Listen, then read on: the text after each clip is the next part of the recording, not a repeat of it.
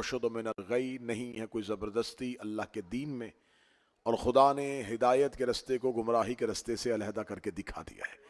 اس میں تاریخی حقائق کے ساتھ گزرتے ہوئے ہم کوشش کر رہے ہیں کہ ہم کربلا کے اسباب کو جان سکیں، ہم یہ جان سکیں یہ آخر یہ کربلا کا واقعہ کیوں ہوا، کربلا کے واقعے میں کون کون سی طاقتیں کار فرما تھیں۔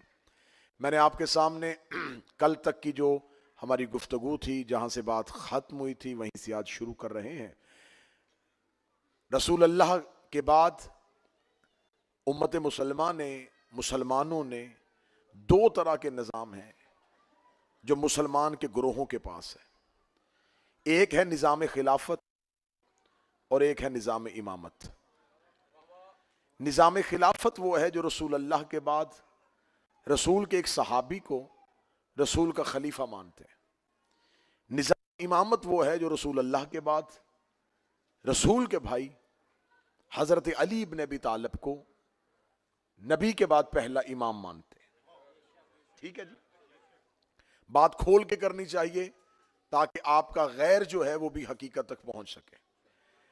خلافت والے وہ ہیں جو یہ چاہتے ہیں کہ دین رسول کے بعد ہمارا نظام جو ہے خلافت والا، یہ نظام ٹھیک ہے، یہی ہدایت والا نظام ہے، یہی حق والا نظام ہے، اور رسول اللہ کے بعد یہی نظام حق ہے۔ جبکہ امامت والے یہ کہتے ہیں کہ رسول اللہ کے بعد امامت والا نظام یہی ہدایت کا نظام ہے، یہی حق کا نظام ہے، یہی سیدھا رستہ ہے، اور یہی صراط مستقیم ہے۔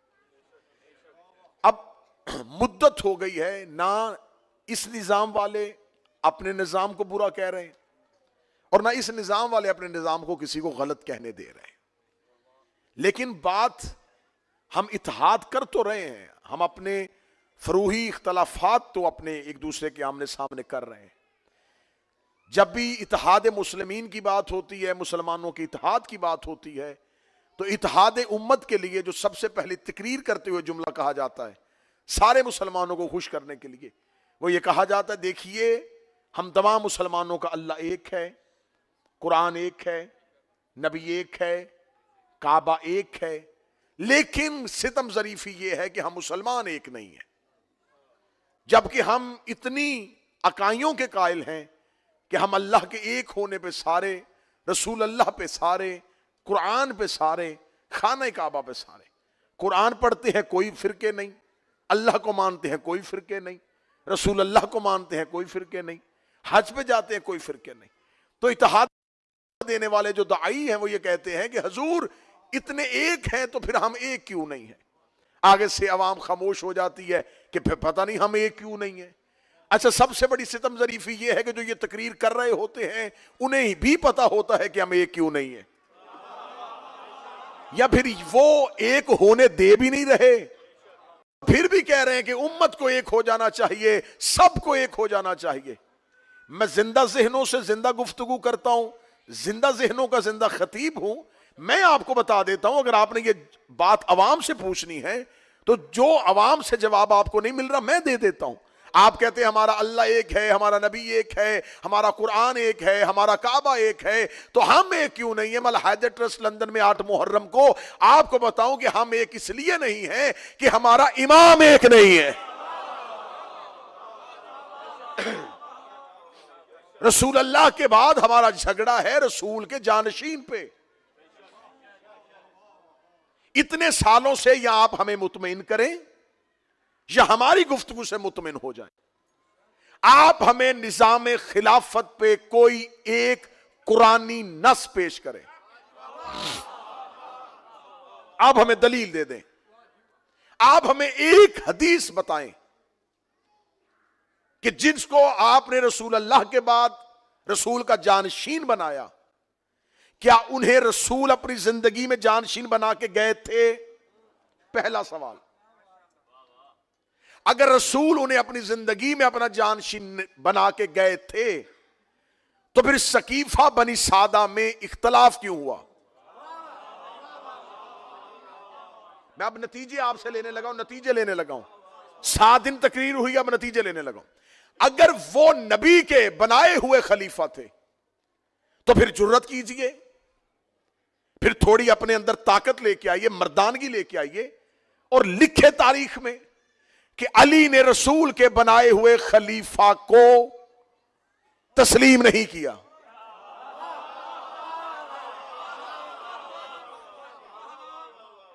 اب آپ کے گلے میں یہ ڈھول آ گیا ہے کہ آپ نے چوتھے نمبر پہ خلافت دے دی ہے علی کو، اور علی ہے آپ کی نظر میں خلیفہ راشد،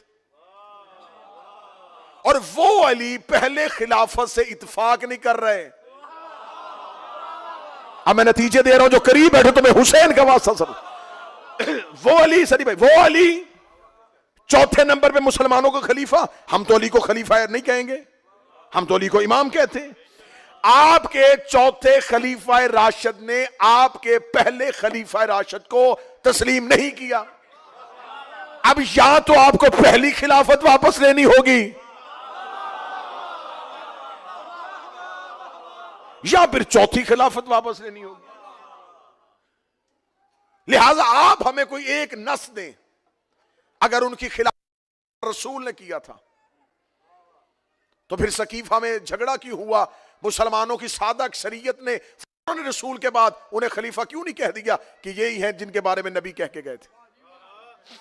آپ یہ کہتے ہیں کہ جی رسول اللہ واضح اعلان نہیں کر کے گئے تھے، تو پھر آج یہ امت کے جو فرقے ہیں یہ الزام مسلمانوں پہ تو آتا ہی نہیں، جب رسول ہمیں کوئی ایک ہدایت بتا کے ہی نہیں گئے، جب رسول اللہ نے ہمیں کوئی نظام ہی نہیں دیا، رسول اللہ نے باقاعدہ ہمارے لیے کوئی انتظام ہی نہیں کیا، تو پھر آج جو امت کے جتنے فرقے ہیں اس میں مسلمانوں کا کیا قصور ہے؟ اچھا پھر آگے آ جائیں، آپ کہتے ہیں نہیں رسول اللہ نے باقاعدہ اعلان نہیں کیا تھا، لیکن رسول اللہ نے امت پہ یہ فیصلہ چھوڑ دیا تھا کہ آپ انتخاب کریں۔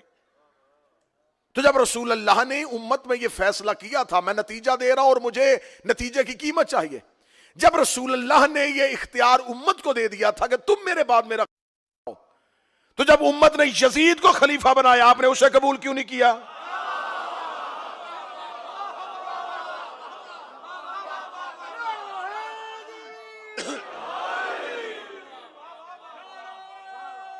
بسم اللہ۔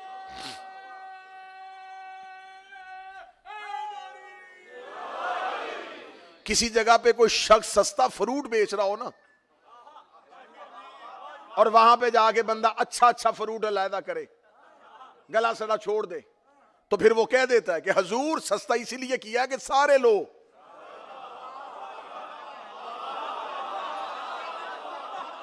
اگر آپ اچھے لے گئے تو یہ میں نے گلے سڑے کس کو بیچنے ہیں؟ تو آپ اچھے نہ اٹھائیں۔ جب آپ نے نظام کو اتنا سستا کر ہی دیا ہے تو پھر اب سارے ہی اپنے کھاتے ڈالیں۔ میری ایک بات میں کوئی جھول ہو تو تم پہ واجب ہے کہ اٹھ کے آپ نے ٹوکنا ہے کہ یہ بات کلیئر نہیں ہو سکی، ہمارے ذہنوں پہ ابھی تک یہ سوال زندہ ہے۔ اگر رسول اللہ کے بعد ان کی خلافت کی کوئی ایک دلیل تھی، آپ کس قیاس کی بنیاد پہ خلیفہ چنا؟ کہتے اس لیے چنا کہ رسول اللہ نے اپنی زندگی میں، اور یہ ہمارے پاس تو یہ واقعہ ہے ہی نہیں، لیکن آپ لکھ کے کہہ دیا کہ رسول اللہ کی زندگی میں انہوں نے ایک نماز پڑھا دی تھی، وہ مصلی پہ آ گئے تھے اور انہوں نے نماز پڑھائی تھی۔ اچھا تو جو ایک لمحے کے لیے، پہلی بات تو یہ کہ ہمارے ہاں یہ روایت ہے ہی نہیں، جو ایک لمحے کے لیے مصلی پہ آئے، اس کا مصلی پہ آنا اس کے خلیفہ بننے کے لیے نس قرار پایا، تو جو نبی کے کاندھے پہ آیا تھا،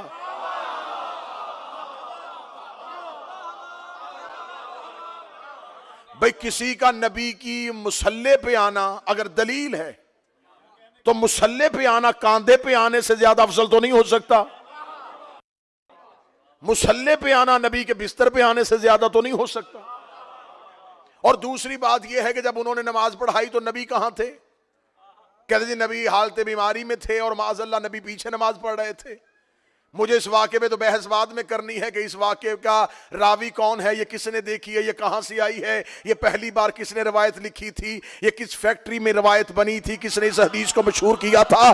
اس بحث میں بعد میں جائیں گے کہ روایت کی سند کیسی ہے, یہ روایت مرسل ہے, مشہور ہے, یہ روایت مردود ہے, اس میں بعد میں بحث کریں گے. پہلے یہ بتاؤ کہ مجھے اس بات پہ بحث ہی نہیں کرنی کہ نماز پڑھائی کہ نہیں پڑھائی, مجھے بحث اس بات پہ کرنی ہے کہ اس کی نماز ہوئی ہے کہ نہیں ہوئی.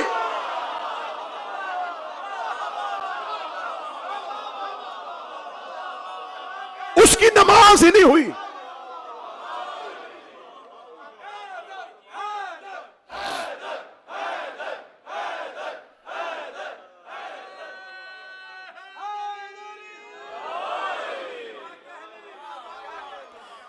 تو لہذا فیصلہ اب یہ کرنا ہے کہ ان کی خلافت کی نص کیا ہے. بالکل اب بالکل باتیں ختم ہونے کے آ رہی ہیں, اس لیے نتیجے دے رہا ہوں. نص کیا ہے, دلیل کیا ہے. کہتے دلیل یہ ہے کہ رسول اللہ کے جانے کے بعد یہ ان کی ہاں بھی یہ ایک سطر کا بھی فرق نہیں ہے کہ ان کی خلافت کی دلیل یہ ہے کہ رسول اللہ کے جانے کے بعد کیونکہ باقاعدہ کوئی نظام نہیں تھا تو سقیفہ بنی سعدہ میں مسلمانوں کا اجماع ہوا, اور اجماع امت نے, اجماع یعنی کہ مسلمانوں کی میجورٹی نے وہاں پہ ایک الیکشن کیا, اور اس الیکشن میں انہیں سلیکٹ کر لیا گیا. اچھا یہیں پہ آئیں, کیا ہوا تھا امت کا اجماع, خلیفہ کس کا تھا, رسول کا. اجماع کس کا تھا,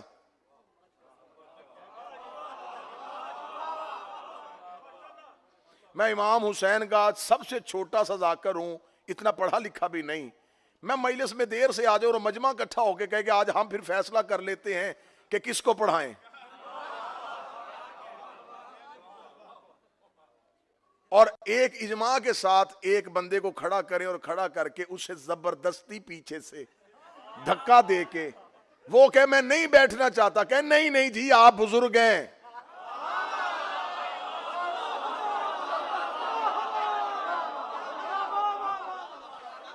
آپ بڑے ہیں تو آج وہ نہیں آ سکے تو آپ بیٹھ جائیں. اسے زبردستی کوئی شریر پکڑ کے بٹھا دے,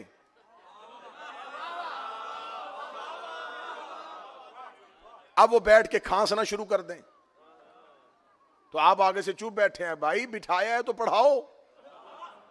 تو وہ کہیں لیں صاحب سن لیں, آپ نے مجھے پکڑ کے بٹھا تو دیا ہے, پڑھ میں لیتا ہوں لیکن اگر کچھ غلط پڑھ دوں تو مجھے ٹھیک کر دینا. جس نے ہاتھ اٹھایا ہے شہزادی اس ہاتھ کو سلامت رکھے, یقیناً تمہاری نگاہ تاریخ پہ ہے تو ہاتھ اٹھائے. ہر بات تو منبر سے بھی کھول کے بیان نہیں ہو سکتی. وہ کھانستے ہوئے کہہ دے کہ حضور پکڑ کے بٹھا دیا ہے, بس آ گیا ہوں, بیٹھ گیا ہوں. آج مولانا نہیں آئے تو چلو میں کوشش کرتا ہوں میں جتنا پڑھ سکوں, لیکن اگر کچھ غلط پڑھ دوں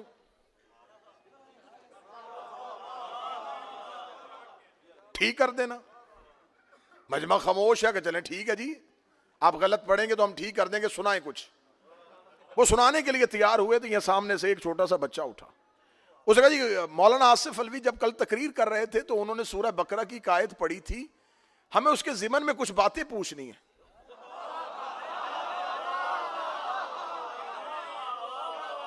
اب وہ بیٹھ تو گیا میری جگہ پہ, تیاری اس کی تھی کوئی نہیں.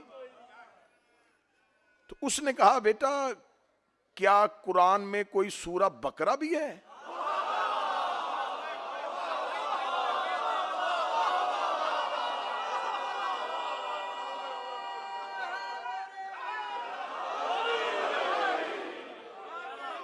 کوئی قرآن میں کوئی سورہ بقرہ نامی سورت بھی ہے؟ اچھا بیٹا قرآن میں یہ سورت اس نام کی کوئی سورت ہے؟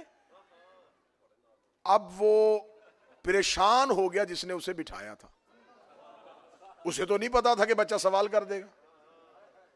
اب مجلس کا ماحول خراب ہونے لگا. اب وہ مجاہد شاہ جی بیٹھے ہیں, بزرگ ہیں, ان کو پتا چل گیا کہ یہ سارے الزام ہمارے اوپر آ جائے گا کہ جی الحیدر ٹرسٹ میں یہ چلتا ہے, کہ ایک بندہ ممبر پہ بیٹھ گیا اور اس کو یہی نہیں پتا کہ سورہ بقرہ نام کی کوئی سورت بھی ہے. انہوں نے دیکھا کہ ماحول خراب ہو گیا, الزام پورے کا پورا جو ہے نا وہ مجلس پہ آ جانا ہے. وہ فوراً اٹھے اور فوراً اٹھ کے آ کے انہوں نے مائک پہ کہا, بھائی یہ جو بیٹا سوال ہے نا, یہ سوال بعد میں پوچھ لینا, ہم بتا دیں گے قرآن میں بیٹا سورہ بقرہ ہے اور اللہ کی یہ قرآن کی بھیجی ہوئی سورت ہے اور خدا نے اس. اب انہوں نے جواب دے کے بچے کی تسلی کروا دی. اب وہ جس بوڑھے کو بٹھایا تھا نا, اس نے دیکھ لیا کہ مجاہد شاہ جی نے نا فوراً آ کے حالات کو کنٹرول کر لیا ہے. آپ چلے گئے تو وہ شاہ جی کو لے کے ادھر جا رہا تھا.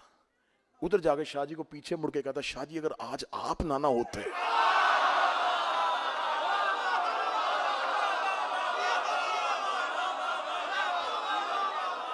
میں مارا گیا تھا.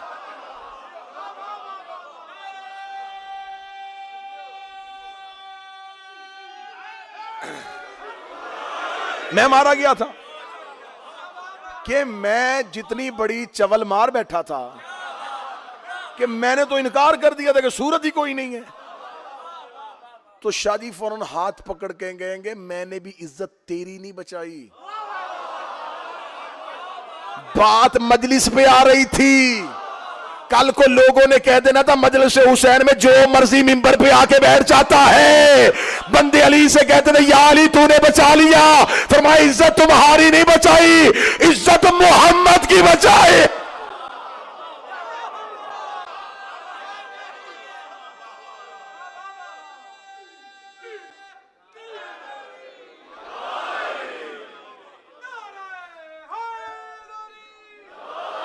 نس کیا ہے خلافت کی, دلیل کیا ہے؟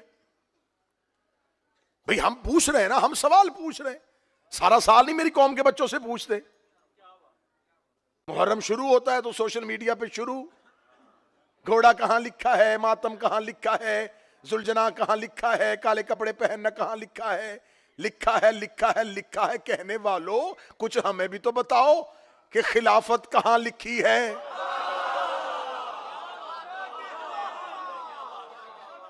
بھئی ساری زندگی ہم ہی بتائیں, جواب ہم دیں, ہم کٹہرے میں کیوں کھڑے ہوں. سوال کا ویسا ہی جواب دیا کرو. جناب بہلول بیٹھے ہوئے تھے دربار میں, اور دربار میں اہل علم کے درمیان ایک بحث چل رہی تھی. ایک حدیث بنی بنائی حدیث لے آئے کہ رسول اللہ نے فرمایا تھا کہ میری امت کے تمام اعمال اگر قیامت والے دن میزان پہ, ترازو پہ ایک پلڑے میں رکھے جائیں اور ایک بندہ اس کے عمل اس پہ رکھے جائیں تو اس کا پلڑا امت تمام کے اعمال سے زیادہ وزنی ہوگا. اب یہ حدیث بنی تھی, یہ ہوم میڈ حدیث تھی.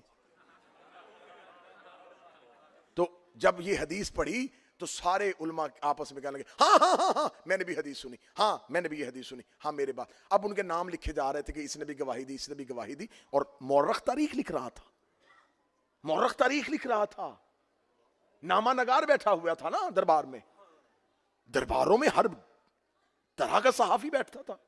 وہ لکھ رہا تھا کہ ایک حدیث پڑھی گئی ہے دربار میں اور فلاں فلاں اس دور کے اس عہد کے علماء نے اس کو آن کیا ہے کہ یہ حدیث نبی کی ہے. سب کہہ رہے ہاں ہاں ہے. بادشاہ نے خوش ہو کے کہا چلیں چلیں آج الحمدللہ ہم نے ایک دین کا کام کیا کہ آج ایک حدیث پہ متفق علیہ تمام نے اس کو پاس کیا کہ یہ حدیث رسول کی ہے, اگر کسی کو کوئی اعتراض ہے تو پوچھ سکتا ہے.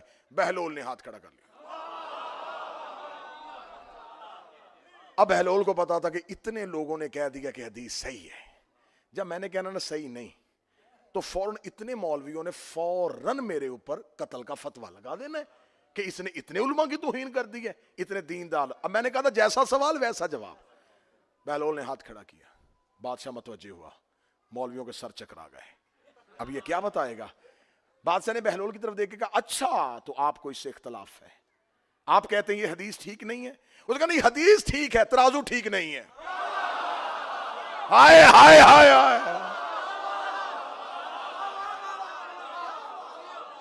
حدیث ٹھیک ہے, ترازو ٹھیک نہیں. ساری امت کے عمل ایک بندے کے ساتھ.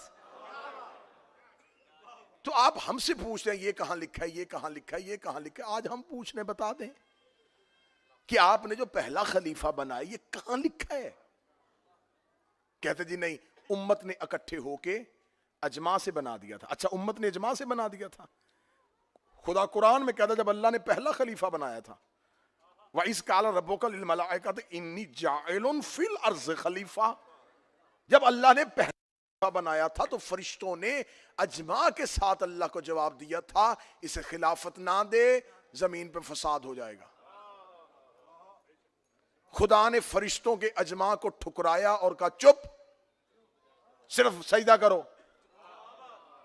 اب سر پہ قرآن رکھ کے بتانا، جو اللہ اپنی خلافت پہ معصوموں کا اجماع برداشت نہیں کرتا،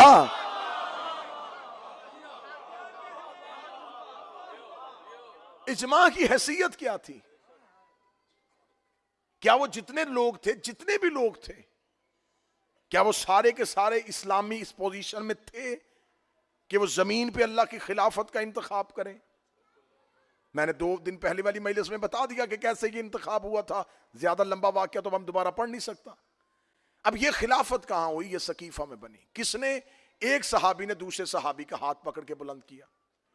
یہ ہے تمہارے پاس پہلی خلافت کی دلیل کہ پہلا خلیفہ سقیفہ بنی سعدہ میں بنا اور کسی نے اعلان نہیں کیا تھا، رسول واضح کوئی پالیسی نہیں دے کے گئے تھے. ایک صحابی نے بعد میں اس کا ہاتھ پکڑ کر بلند کر کے کہہ دیا کہ یہ بزرگ ہیں، نبی کے رشتہ دار ہیں، نبی کو زیادہ محبوب بھی ہیں، میں بھی ان کی بیعت کرتا ہوں، آپ بھی ان کی بیعت کر لیں. یہاں سے پہلا خلیفہ بن گیا. پھر پہلا جاتا ہوا جس نے اسے بنایا تھا خلافت اس کی طرف دے کے چلا گیا. پھر اس نے ایک کمیٹی بنا دی، پھر خلافت تیسرے خلیفہ کے پاس چلی گئی. اس کا مطلب یہ ہے تمہارے پاس خلافت کی نص. اب یہ ہے خلافت والوں کے پاس دلیل، سقیفہ میں بنا، اجماع سے بنا، ایک صحابی نے ہاتھ پکڑ کے بلند کیا. اب ہم سے پوچھو ہم نے علی کو امام کیوں بنایا ہے؟ نہ اجماع کے ساتھ بنایا، نہ ووٹوں کے ساتھ بنایا. رسول اللہ نے اپنی آخری حج میں حجت الوداع کے موقع پر علی کا ہاتھ پکڑ کر بلند کر کے لوگوں کو بتایا کہ یہ جو اعلان میں اس کی ولایت کا کر رہا ہوں یہ میں اپنی مرضی سے نہیں کر رہا. ابھی جبریل آیا اور اس نے مجھے کہا ہے کہ اگر تو نے یہ نہ پہنچایا تو تو نے رسالت کا کچھ بھی نہیں پہنچایا. اس لیے علی اور علی کے بیٹے میرے بعد تمہارے مولا اور تمہارے ولی ہیں. یہ ہے ہمارے پاس امامت کی دلیل. شیعہ ہو سنی ہو فیصلہ گھر جا کے کرنا. اور میرا اہل سنت بھائی کس ماحول میں زندگی گزار رہے ہو؟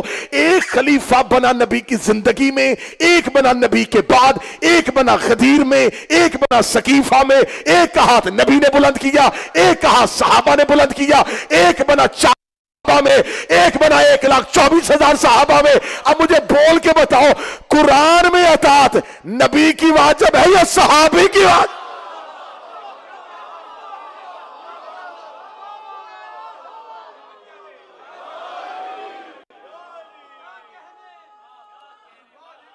اللہ کا بنایا ہوا. ایک کو نبی بنا رہا ہے، ایک کو صحابی بنا رہا ہے. اور قرآن یہ کہتا ہے کہ جو محمد دے وہ لے لو، جس سے روکے اسے رک جاؤ. رسول نے ہمیں علی دیا، ہم نے لے لیا. میں 8 محرم الحیدر ٹرسٹ میں اعلان کر کے ویڈیو کیمرے پہ کلپ بنوا کے وائرل کرنے لگا ہوں آپ کی تائید کے ساتھ.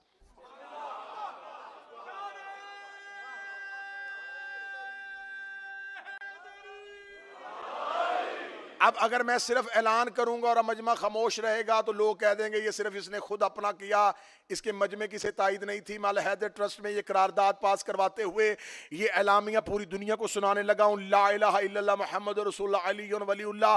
مجھے 14 کی سچائیوں کی قسم ہے اگر خم غدیر پہ رسول حضرت ابو بکر کا ہاتھ بلند کرتے ہم انہیں خلیفہ مان لیتے.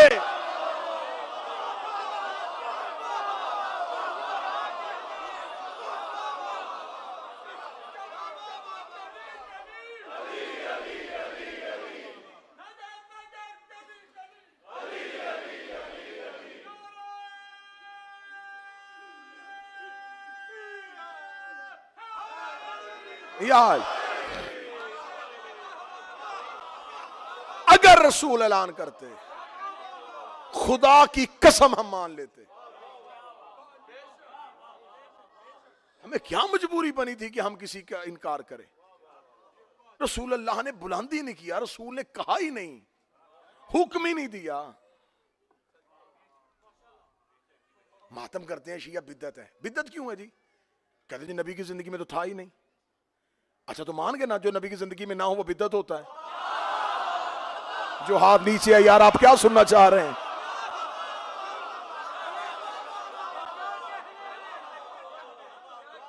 یہ گھوڑا نکالتے نبی کی زندگی میں تو تھا ہی نہیں. ماتم کرتے نبی کی زندگی میں تو تھا ہی نہیں. اچھا جو نبی کی زندگی میں نہیں ہوتا وہ نہیں مانتے نا, تو یہ نبی کی زندگی میں خلیفہ تھے ہی نہیں.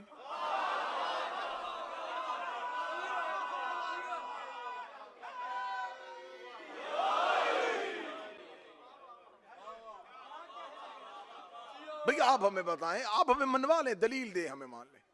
جہاں دلیل نہیں ہوتی وہاں گالی وہاں گولی. جب دلیل ختم ہو جاتی ہے, جب علم کا دروازہ بند ہو جاتا ہے, جب ہدایت ہی نہیں ہے, ہم آپ پہ سوال کر رہے ہیں, ہم ماننے کے لیے تیار ہیں. بھائی دلیل دے دیں. ہمارے پاس دلیل ہے امیر المومنین اور ان کے بیٹوں کی امامت غدیر, اور 1.25 لاکھ صحابی موقع کے گواہ. اچھا مولی 2 طرح سے خلیفہ ہیں, سلیکشن سے بھی اور الیکشن سے بھی.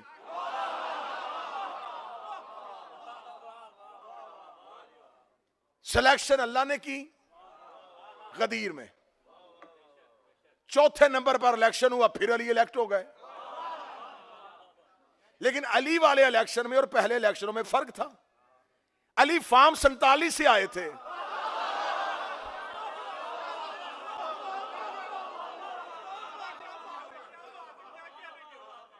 میجورٹی مان رہی ہے.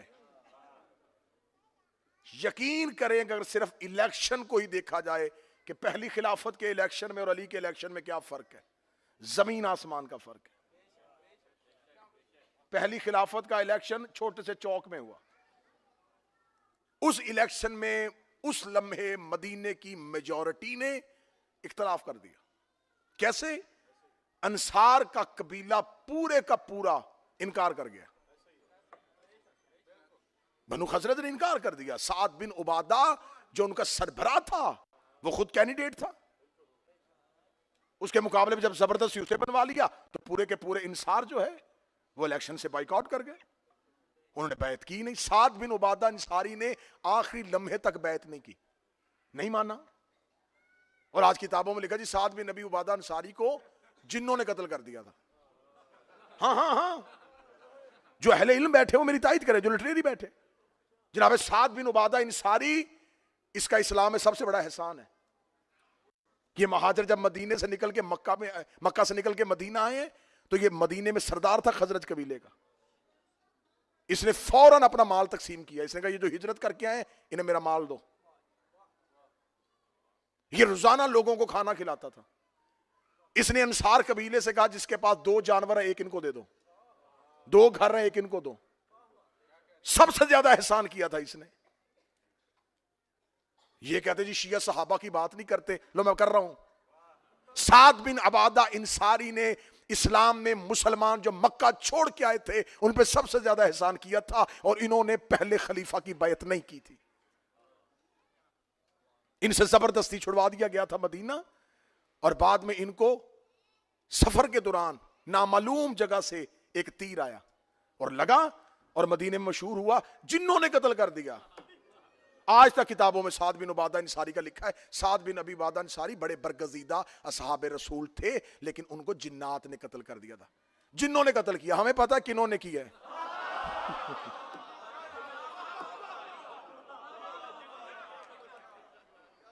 سیکریٹ ایجنسیز اس دور میں بھی تھیں, انہیں قتل کر دیا. سعد بن ابی عبادہ انصاری نے نہیں بیعت کی. تو اب اگر الیکشن کو ایکول کیا جائے تو الیکشن پہلی خلافت کا دیکھ لو اور چوتھی کا دیکھ لو. آپ سلیکشن کو نہیں مان رہے, آپ کہتے جی اللہ نہیں بناتا بندے بناتے, تو آؤ بندوں کے بنائے پہ فیصلہ کر لیتے ہیں. بندوں کے بنائے پہ فیصلہ کرو نا. پہلی خلافت کے دور میں چھوٹا سا چوک سقیفہ بنی سعدہ وہاں پر ہوئی. ابو العلا مودودی, ابن خلدون, شبلی نعمانی, ابن اسیر, ابن کثیر, یعقوبی, جہاں جہاں تک جانا چاہو گے میں پیچھے پیچھے چلوں گا, ایک ایک تاریخ سے دکھواؤں گا تمہیں. سب نے لکھا کہ انہوں نے جب فیصلہ کیا اور فیصلہ کر کے چھوٹے سے گروہ 4 بندے تھے پہلے جنہوں نے بیعت کی, 4. اور 4 بندے بیعت کر کے تلواریں نکال کے مدینے کی گلی میں آ رہے تھے اور سامنے سے کوئی بندہ آتا اس کا ہاتھ پکڑ زبردستی پکڑ کے کہتے ہو گئی تیری بیعت. ہاں ہاں ہاں میں مذاق نہیں کر رہا, میں حقائق پڑھ رہا ہوں. ہو گئی تیری بیعت بس. اسے کہا ہوا کیا ہے, کون ہے یہ, کیا ہوا ہے؟ کہنے لگے وہ ان کی خلافت کا اعلان ہو گیا ہے. آگے سے بندہ آ رہا, اس کا ہاتھ پکڑ کے پڑا, بس بیعت ہو گئی تیری, اب خاموش, اب تو بیعت میں آ چکا ہے. یہ بیعت ہو رہی تھی. علی نے ایسے ایک دن بھی بیعت نہیں لی. پہلا خلیفہ جاتے ہوئے دوسرے خلیفہ کا, اور دوسرا خلیفہ بیماری کی حالت میں کہہ رہا ہے جلدی مجھے دو, میں تمہیں کچھ لکھ کے دوں تاکہ میرے بعد یہ بندے کمیٹی میں بٹھا دینا. اچھا نبی جب آخری وقت کہہ رہے تھے کہ لاؤ, وہ کسی نے نہ دیا, پھر کمیٹی بنوائی. لیکن جب مولا امیر المومنین کی خلافت کا دور آیا, پھر جب مسلمان علی کے پاس آئے, یا علی آپ حکومت کو قبول کیجئے, علی نے فرمایا ایسے نہیں, مسجد میں آؤ. 300 اصحاب بدر زندہ تھے جنہوں نے مولا علی کے ہاتھ پہ بیعت کی. بیعت رضوان والے اصحاب موجود تھے جنہوں نے علی کے ہاتھ پہ بیعت کی. صرف 19 افراد وہ تھے جنہوں نے علی کے ہاتھ پہ بیعت نہیں کی. 19 افراد تھے, ان کے نام کتابوں میں لکھے. عبداللہ ابن عمر نے بیعت نہیں کی, سعد بن ابی وقاص نے بیعت نہیں کی, مغیرہ ابن شعبہ نے بیعت نہیں کی. علی نے ان میں سے کسی سے بھی زبردستی بیعت نہیں لی. انہوں نے مسجد میں اندر کھڑے ہو کے کہا علی ہم تیری بیعت نہیں کریں گے. علی فرمایا بیعت نہ کرو لیکن مدینے کا امن خراب نہیں کرنا. جناب سیدہ سنو, کربلا کے حقائق سنو, شیعو کربلا کے راز سنو. جناب سیدہ رسول اللہ کے جانے کے بعد روزانہ یہ جو ہم ہاتھ میں خاک شفا کی